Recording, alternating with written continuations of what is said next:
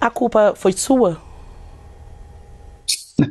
É claro que não, né? Nós estamos vendo hoje uma situação pior, inclusive, do que nós enfrentamos em 2020. Mas, diferentemente do que se dizia em 2020, todos os analistas, muitos acadêmicos, gente que até sempre teve uma certa respeitabilidade, dizia: a culpa é do governo, o governo é o culpado. Agora não, essas mesmas pessoas dizem: não, a culpa não é do governo, a culpa é da mudança climática, o governo não tem culpa, o governo é vítima. Quer dizer, veja como a falta de parâmetro, né, a falta de credibilidade descredibiliza, né, fragiliza justamente essas pessoas. Eu diria o seguinte: embora as queimadas hoje sejam muito maiores do que no nosso ano de 2020, e digo mais, a resposta governamental hoje, embora as queimadas sejam maiores, a resposta governamental é muito mais tímida do que aquela que nós demos em 2020. A única coisa que é menor hoje são as críticas. Muito bem.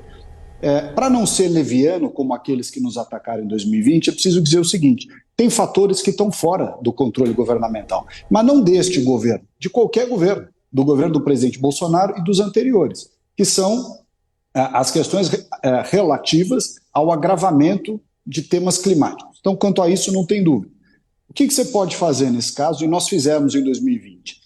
É aumentar a quantidade de brigadistas, de aeronaves, de helicópteros, e você, com isso, você preparar para combater. Nós fizemos naquela época um decreto que proibia a utilização de fogo, igualzinho esse governo também fez.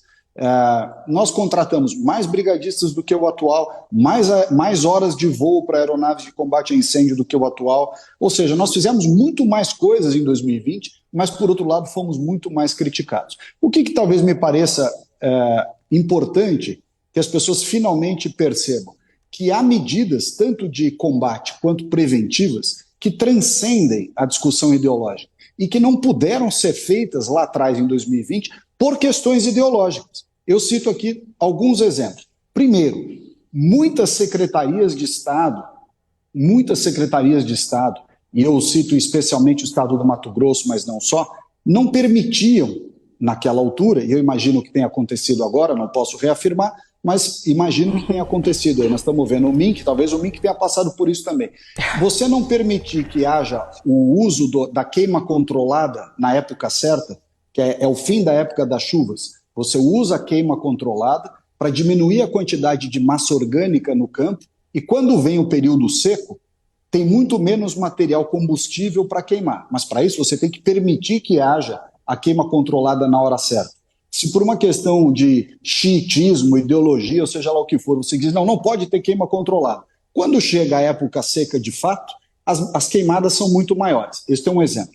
Segundo exemplo, a abertura de aceros em caráter preventivo. O que é o acero? É um espaço dentro de uma determinada área de mata para que, se houver fogo, ele não pule de uma área para outra. Você fazer os aceros não é atacar o meio ambiente. Vai fazer um corte no meio do mato. Este corte é o que garante que o fogo não se espalhe, né, de uma área para outra. Isso acontece em vários biomas. Em terceiro lugar, se houver um incêndio e você tiver que empregar, por exemplo, aeronaves de combate ao incêndio, é necessário usar o chamado retardante de fogo, Basílio. Porque o retardante de fogo, ele aumenta em 10 vezes a capacidade daquelas aeronaves em combater o incêndio. E aí, de novo, uma visão ideológica, dizendo: não pode usar retardante de fogo, porque ele causa um desequilíbrio. Aí eu fui, na época, perguntar para as pessoas qual é o desequilíbrio que o retardante de fogo causa. O retardante de fogo, ele tem a mesma composição química de um fertilizante. Portanto, nas áreas em que você usa retardante de fogo, a mata regenera mais rápido. Então esse o problema? Pois o problema é muito pequeno, perto da capacidade de resposta. Então, Certo. esses são apenas alguns exemplos.